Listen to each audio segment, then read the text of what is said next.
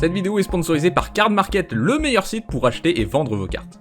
Aujourd'hui, je vais vous parler de 10 cartes tellement spécifiques que si vous les mettez dans votre deck, il faut que tout votre deck tourne autour. Peut-être que ça vous donnera des idées de deck un peu bizarres à construire, et je les ai classées du plus simple au plus compliqué à faire fonctionner. Pour moi, le plus simple à faire fonctionner, c'est Déferlement Primordial, c'est un rituel qui coûte 10 mana. Vous exilez la carte du dessus de votre bibliothèque, si c'est un permanent, vous le mettez sur le champ de bataille, et vous répétez le processus. Donc c'est bien simple, il suffit que votre deck contienne que des permanents, et quand vous lancez Déferlement Primordial, vous mettez tout votre deck sur le champ de bataille. Bon là, ça a l'air marrant sur le papier d'avoir tout son deck sur le champ de bataille, mais ça veut dire évidemment que si vous lancez ce sort, vous avez gagné la partie. Non, parce que si vous avez tout votre deck sur le champ de bataille et que vous gagnez pas la partie immédiatement, c'est peut-être que vous avez pas bien construit votre deck, mais vous n'êtes pas obligé de mettre le permanent sur le champ de bataille, donc vous pouvez faire un deck plus sympa, où juste vous mettriez un certain nombre de cartes de votre deck sur le champ de bataille, mais pas tout, parce que sinon vous perdez au prochain tour en piochant. En tout cas, c'est pas une grosse restriction d'avoir que des permanents dans son deck, surtout quand on joue vert, parce qu'on peut très bien ramp qu'avec des permanents, on peut faire de la gestion qu'avec des permanents. Ce sera donc la seule carte non permanente du deck. Alors montons en complexité, passons au niveau 2 avec le Forgeur de Soleil.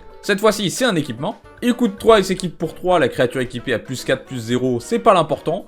Vous pouvez détacher cet équipement pour un rouge et un blanc, et chercher dans votre bibliothèque un éphémère rouge ou blanc, avec un coût converti de mana inférieur ou égal à 4, et vous la lancez sans payer son coût de mana. Le fait que ce soit que des éphémères et que rouge et blanc, ça fait que le Forgeur de Soleil c'est difficile à caser dans un deck, puisque les decks rouge et blanc sont rarement des decks éphémères rituels. Éphémère tout court d'ailleurs. Vous pouvez construire un deck Forgeur de Soleil si vous aimez avoir toujours réponse à tout. Une fois que vous avez le Forgeur de Soleil équipé, c'est simple, vous pouvez vous asseoir dans votre chaise tranquillement et attendre de voir ce que font vos adversaires parce que vous aurez toujours quelque chose. Vous pouvez détacher votre Forgeur de Soleil pour protéger une de vos créatures, pour protéger le Forgeur de Soleil avec une carte, pour gérer une créature, pour créer des jetons, pour faire des dégâts. Il y a des éphémères rouges et blancs qui font à peu près tout et n'importe quoi. Donc avec ce deck, une fois que le Forgeur de Soleil est équipé, vous avez la réponse à n'importe quelle situation. N'importe quoi qui se présente à vous, vous pouvez y faire quelque chose, et ça c'est plutôt agréable. Il faut détacher le Forgeur de Soleil, ce qui est un peu embêtant, mais on est en rouge et blanc, c'est les couleurs des decks équipements, ça, donc vous pouvez avoir pas mal de créatures qui réduisent le coût d'équipement, des créatures qui équipent gratuitement. Ensuite, il suffit d'avoir des cartes qui mélangent les cartes de votre cimetière dans votre bibliothèque pour pouvoir rejouer encore et encore les mêmes sorts. Donc c'est vraiment une carte très drôle à jouer, il faut juste baser tout son deck autour. Pour le niveau 3, vous connaissez forcément le calendrier millénaire. Il a un des textes les plus amusants d'une carte Magic. Quand il y a au moins 1000 marqueurs temps sur le calendrier millénaire, vous le sacrifiez et chaque adversaire perd 1000 points de vie. Donc normalement, ils vont mourir. Comment on met des marqueurs sur le calendrier millénaire? À chaque fois que vous dégagez au moins un permanent pendant votre étape de dégagement, vous mettez autant de marqueurs temps sur le calendrier millénaire. Et pour 2, vous pouvez l'engager pour doubler le nombre de marqueurs temps. Donc c'est assez difficile de tricher avec le calendrier millénaire et c'est surtout très difficile de le mettre dans un deck normal. Même si vous mettez plein de permanents et que vous doublez le nombre de marqueurs à chaque tour, ça reste vraiment lent comme win condition et l'artefact a aucune protection, donc on peut juste vous le détruire. Hein. Si on voit venir la défaite, on va juste le détruire. C'est pour ça qu'il vaut mieux avoir tout un deck qui tourne autour du calendrier millénaire.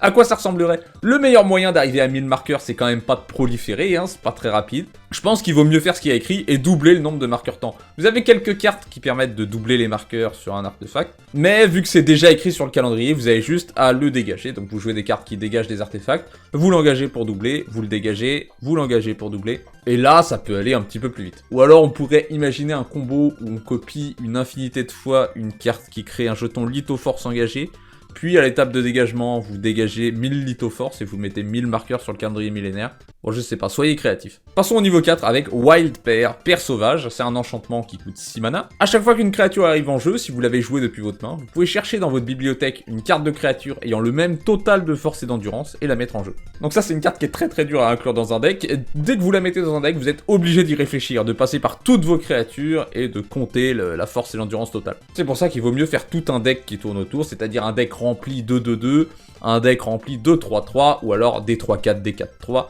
c'est la somme des deux. Si vous faites par exemple le 7, qui est le chiffre le plus utilisé il me semble, bah vous pouvez jouer des 4-3, des 3-4, mais aussi des 5-2, des 6-1, des 1-6. Donc c'est un deck qui va ressembler un peu au deck Sunforger, mais avec des créatures, c'est-à-dire que vous allez à chaque fois chercher la créature dont vous avez besoin dans la situation précise. On appelle ça un deck toolbox, un deck boîte à outils, c'est-à-dire dès que vous avez besoin de quelque chose, vous cherchez dans votre boîte à outils l'outil adapté. Si on prend par exemple le 7, bon bah vous avez une créature 2-5 qui fait ramp, une créature 4-3 qui exile d'autres créatures, une 3-4 qui fait piocher, vraiment il y en a plein. Là j'ai pris que les créatures qui commencent par la lettre A en plus. On passe au niveau 5 et on commence à arriver à des cartes qui sont difficiles à faire fonctionner. Le trône de la capitaine sinistre, c'est pas une mauvaise carte en elle-même, puisque c'est un artefact pour 2, vous pouvez l'engager pour meuler 2 cartes. C'est en effet plutôt pas mal. Et vous pouvez façonner avec un dinosaure, un ondin, un pirate et un vampire pour 4 mana. Façonner, ça veut dire que vous exilez ces cartes depuis votre champ de bataille ou votre cimetière, et il vous faut une de chaque, vous pouvez pas juste exiler un changelin. Et si vous arrivez à rassembler ces 4 types de créatures, alors vous pouvez transformer la carte. De l'autre côté, c'est une créature légendaire 7-7, menace, piétinement, lien de vie, Hexproof. Quand il attaque, chaque adversaire sacrifie un permanent non-terrain, puis vous pouvez mettre une créature utilisée pour le retourner sur votre champ de bataille, engagé et attaquant. Donc ouais, cette créature est plutôt tentante, c'est plutôt alléchant d'en arriver jusque-là, mais rassembler les 4 types de créatures, bah il faut plutôt baser tout son deck autour, ou jouer un deck changelin bien sûr. Parce que si un changelin ne fonctionne pas, vous pouvez exiler 4 changelins, et là c'est plus simple. Ça peut aussi être rigolo de faire un quadruple tribal et de juste prendre les meilleurs dinosaures, les meilleurs ondins, les meilleurs pirates et les meilleurs vampires. En tout cas, je pense qu'on peut dire que ça vaut le coup de jouer cette carte si on arrive à une 7-7 menace, piétinement, lien de vie, défense talismanique. Parce que c'est pas le cas pour les prochaines. Non, à partir du niveau 6, on est sur des cartes qui valent pas vraiment le coup d'être jouées. Le niveau 6, c'est Coup de Matraque. C'est un enchantement pour 3. Chaque artefact non créature non équipement est un équipement avec équipement X, et la créature équipée gagne plus X plus 0. X étant le coût converti de mana de cet artefact. En soi, vous pouvez mettre cet enchantement dans un de vos decks artefacts pour transformer vos mana rock en équipement par exemple. Mais si vous jouez un deck équipement, vous préférez avoir des équipements. La carte a quand même un meilleur potentiel si vous basez votre deck autour. À quoi ça ressemblerait? D'abord, vous jouez plein d'artefacts qui coûtent énormément de mana. Vos adversaires se demandent ce que vous êtes en train de foutre. Ensuite, vous jouez un moyen de pouvoir équiper tous vos équipements gratuitement. Vous jouez Coup de Matraque. Vous équipez tous vos artefacts sur une créature, ça devient une 70-0. Mais il faut quand même de l'endurance pour survivre, j'avoue. Disons une 70-5, allez. Et là, patatrac, vous tuez quelqu'un en un coup en lui disant « Eh, regarde, elle est équipée d'une forge de son brassier, c'est trop marrant. T'es en train de te prendre un coup de forge de son brassier, ça va faire mal. » Une autre possibilité, c'est de prendre des créatures qui ont un effet pour chaque équipement qui leur est attaché. Par exemple, le Valduc, lui, il fait une 3-1 célérité pour chaque équipement attaché. Bon, bah vous avez juste à faire plein de jetons trésors, des jetons indices, qui donc peuvent s'équiper gratuitement et donner plus 0, mais c'est pas grave puisque pour chaque trésor que vous faites, vous allez créer une 3-1. Il y a du potentiel avec cette carte, mais le fait que ce soit un enchantement dans un deck artefact, ça le rend difficile à protéger. Si quelqu'un vous détruit cet enchantement, vous aurez pas grand chose pour le récupérer. En numéro 7, c'est ma chère Ascendance des Obscura. Alors aujourd'hui encore, je sais pas ce qu'ils ont fait avec ce sort, je sais pas s'ils se sont dit que qui que ce soit allait jouer cette carte. Bon, moi j'en ai fait un deck. Ascendance des Obscura, à chaque fois que vous lancez un sort, si sa valeur de mana est égale à 1, plus le nombre de marqueurs âme sur l'Ascendance des Obscura, vous mettez un marqueur âme et vous faites une 2-2 esprit avec le vol. Et tant qu'il y a au moins 5 marqueurs âme, les esprits que vous contrôlez gagnent plus 3. Ce que ça veut dire, c'est que vous devez jouer cet enchantement, jouer un sort qui coûte 1, puis un sort qui coûte 2, puis un sort qui coûte 3, puis un sort qui coûte 4, puis un sort qui coûte 5. A chaque fois, vous faites une 2-2, et une fois que vous lancez le sort qui coûte 5, tous vos 2-2 ont plus 3. Mais c'est tous vos esprits, donc vous pouvez faire un tribal esprit, c'est ce que j'ai fait. Je jouais Zur qui, quand il attaque, va tutor l'Ascendance des Obscura, et ensuite je joue des sorts qui coûtent 1, 2, 3, 4, 5, et je joue à côté un tribal esprit pour qu'ils aient tous plus 3. Donc toutes les restrictions que ça a sur cette carte, le fait que ça booste que les esprits, le fait que ce soit 3 couleurs, le fait qu'il faille lancer un sort de chaque coup de mana, vous pouvez proliférer bien sûr, mais du coup vous ferez pas d'esprit. Ça fait que la carte est impossible à mettre dans un deck si tout ne tourne pas autour. Pour rendre la quête plus simple, vous pouvez jouer des sorts qui coûtent X pour être sûr d'avoir toujours la valeur de mana que vous recherchez. Mais même après tout ce casse-tête, vous vous retrouvez juste avec 5-5-5 vols. Ce qui est bien, oui c'est bien. Mais il y a des moyens plus simples de gagner une partie. En numéro 8, ça va aller plutôt vite, c'est commencer l'invasion, c'est un rituel qui coûte X et 1 mana de chaque couleur, et vous cherchez dans votre bibliothèque jusqu'à X cartes de bataille avec des noms différents, vous les mettez sur le champ de bataille, puis vous mélangez. Voilà, donc si vous faites un deck 5 couleurs bataille, vous allez vite vous dire, mais pourquoi je fais ça?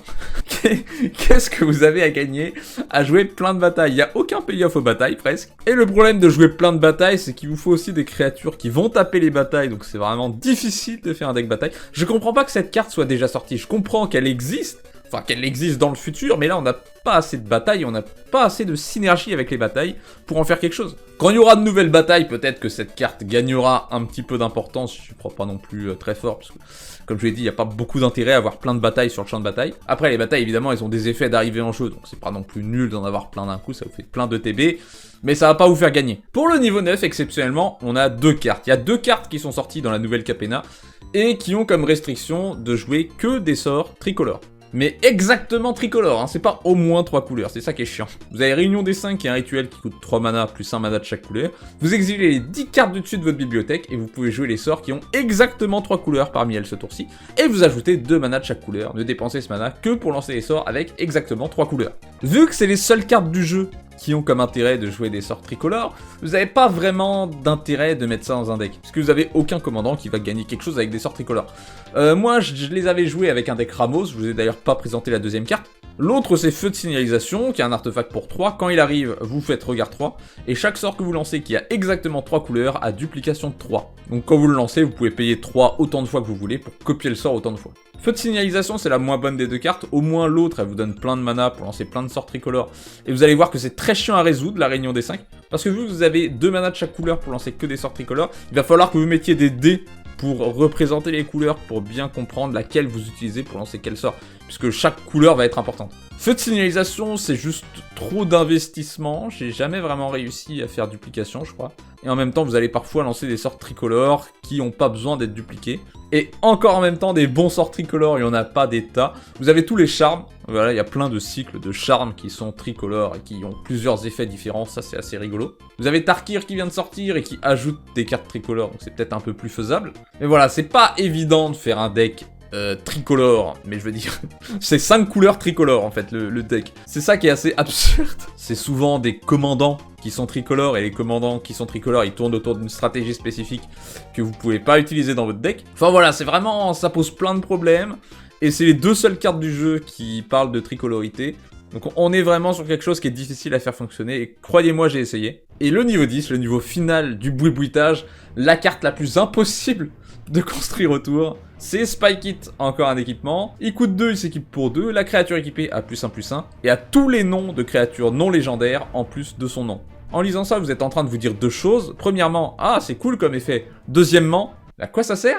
À quoi ça sert d'avoir une créature qui a tous les noms de créatures? C'est cool, mais bizarrement, j'arrive à penser à rien qui sert à quelque chose. Vous en faites pas, j'ai la solution pour vous. Vous avez des cartes comme Echoing Courage qui ciblent une créature et qui font la même chose pour toutes les créatures qui ont le même nom.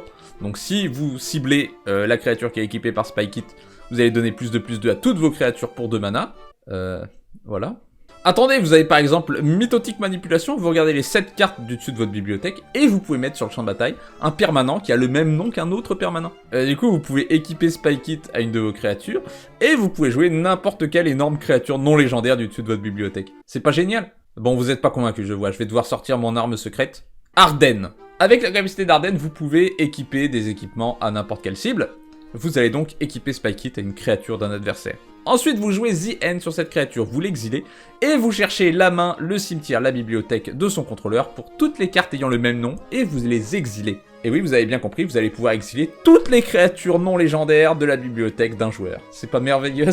Bon voilà, on est sur une des cartes les plus impossibles à faire fonctionner. J'ai déjà essayé de designer un deck Spike It, j'ai acheté la carte, plein de fois j'ai essayé, plein de fois j'ai renoncé, parce que premièrement c'est impossible, deuxièmement si tu y arrives, le deck est pas spécialement amusant. Mais si vous aimez les défis, vous pouvez essayer de le relever. J'espère que la vidéo vous a plu, merci infiniment aux membres qui soutiennent la chaîne. Vous pouvez rejoindre la chaîne avec le bouton rejoindre si vous voulez que j'améliore ou que je vous crée un deck. Ou juste si vous voulez me soutenir bien sûr. Abonnez-vous aussi, rejoignez le Discord si vous voulez parler ou jouer à Magic. Je vous dis à bientôt.